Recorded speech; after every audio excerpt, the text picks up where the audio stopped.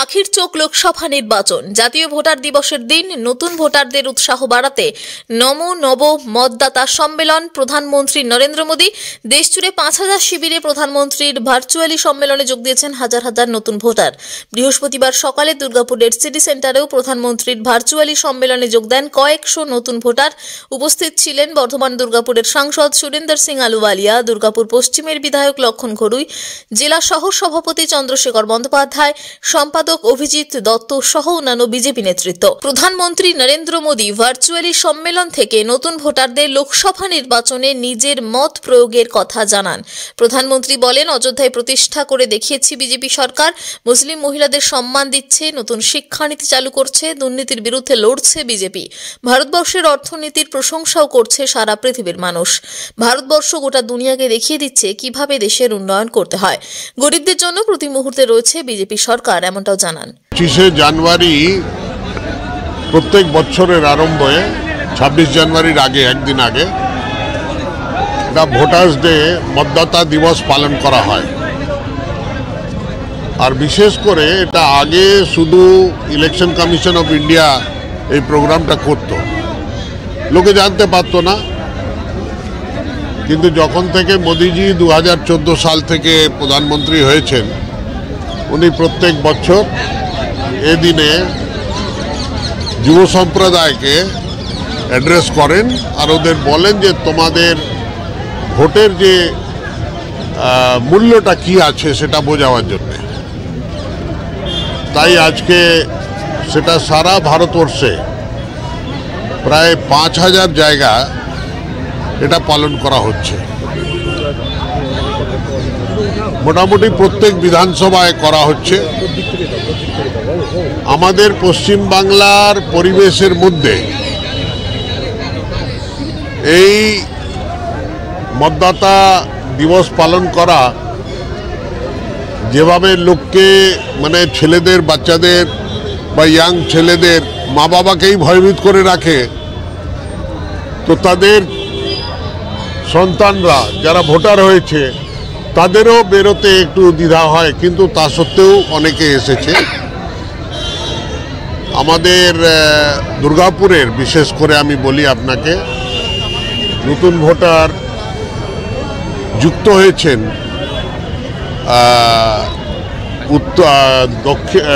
পশ্চিম আর পূর্বে মিলিয়ে প্রায় 1,500 নতুন ভোটার হয়েছে। এই নতুন ভোটাররা তাদের স্বপ্ন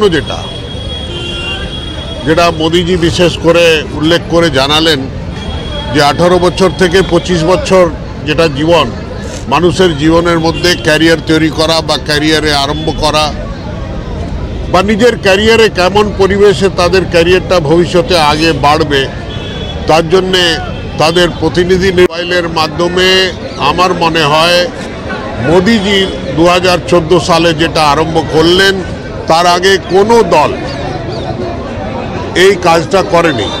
যেভাবে ওরা মোদিজি আরম্ভ করেছিলেন সেটা দেখাদেখি হয়তো সবাই আরম্ভ করেছে, কিন্তু মোদিজি অনেক আগে আছে।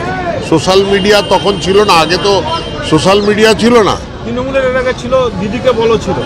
আরে দিদিকে না দিদিকে বলো ছিল তো বন্ধ হয়ে গেল কেন?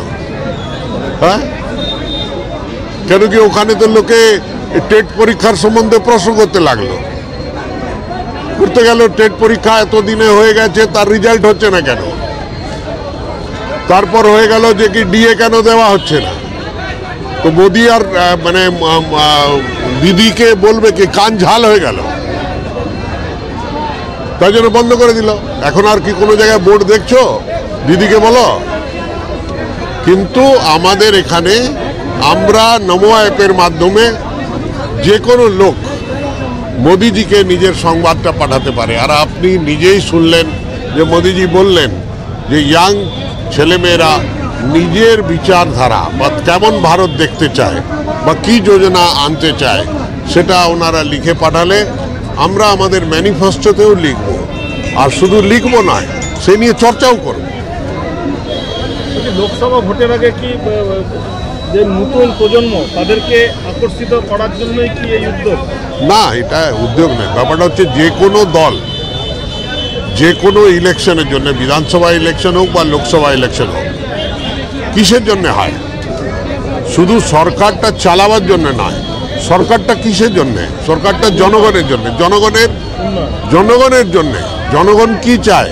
সেটা উন্নয়ন চায়, ভালো হাসপাতাল চায়, ভালো স্কুল কলেজ চায়, ভালো রাস্তাঘাট চায়, ভালো পরিবেশ চায়, ভালো স্যানিটাইজেশন চায়, ভালো সিভারেজ সিস্টেম চায়, ভালো সিভিক্স অ্যামিনিটিস চায়, সমস্ত কিছু চায়। সেই চাওয়ারকে কমপ্লিট করার জন্যেই জনগণের কাছে পৌঁছা আর তাদের যে চাহিদা আছে সেটাকে বোঝা। এখানে নিউ ভোটার, আজকে আমাদের মোবাইল নাম্বারের রেজিস্ট্রেশন হচ্ছিল। তো আগামীকালে আমি দেখলাম এই মোদির যে ভাষণটাও শুনলাম, আমার খুবই ভালো লাগলো। তো আমি চাই কি আগামী দিনে আমি ভোট দিতে পারি, তো মোদিকেই দিব, ঠিক আছে।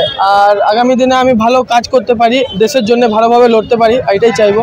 এটা কি যুব মোর্চার থেকে? হ্যাঁ, যুব মোর্চার থেকে তাহলে রেজিস্ট্রেশন হলো। এবার আগামী বছরে আমরা ভোট দিতে পারবো সবাই। ভালো লাগছে খুবই। আগামী দিনে কি করতে চান? আমি দেশের হয়ে লড়তে চাই, মোদির জন্য। দুর্গাপুর থেকে সনাতন গড়াইয়ের রিপোর্ট, টিভি নিউজ 10। সুলভে সঠিক চিকিৎসার একমাত্র প্রতিষ্ঠান বিবেকানন্দ হসপিটাল। 24 ঘন্টা emergency service, blood bank, trauma care. আপনাদের সেবায় আমরা তৎপর। গুণমান ও পরিষেবায় দুর্গাপুর বিধাননগরের ডক্টর জাকির হোসেন এভিনিউর বিবেকানন্দ হসপিটাল শিল্পাঞ্চলের মানুষের মন জয় করেছে।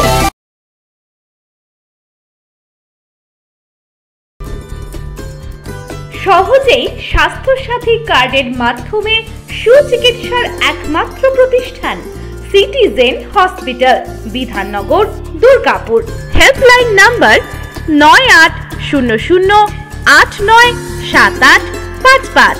অ্যাপয়েন্টমেন্টের জন্য ফোন করুন 7477783932 কিংবা 9933475697 এই নম্বরে। প্রিয়জনের অসুস্থতায় দিশাহীন, চিকিৎসার সঠিক দিশা পেতে ফোন করুন 7477716138, 7477716139 এই নম্বরে। শহর দুর্গাপুরে চিকিৎসার নতুন দিশা life care hospital. Life care takes care of your health. প্রবীণদের জন্য রয়েছে বিশেষ ছাড়।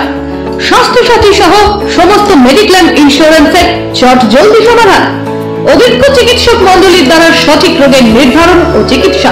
সিটি সেন্টারে ডক্টরস কলোনির পাশে বর্তমানে শহরের চিকিৎসার অন্যতম epicentre life care hospital, passion for care and cure. সবার আগে খবরের আপডেট পাওয়ার জন্য সাবস্ক্রাইব করুন আমাদের ইউটিউব চ্যানেল এবং ক্লিক করুন বেল নোটিফিকেশন আইকনে।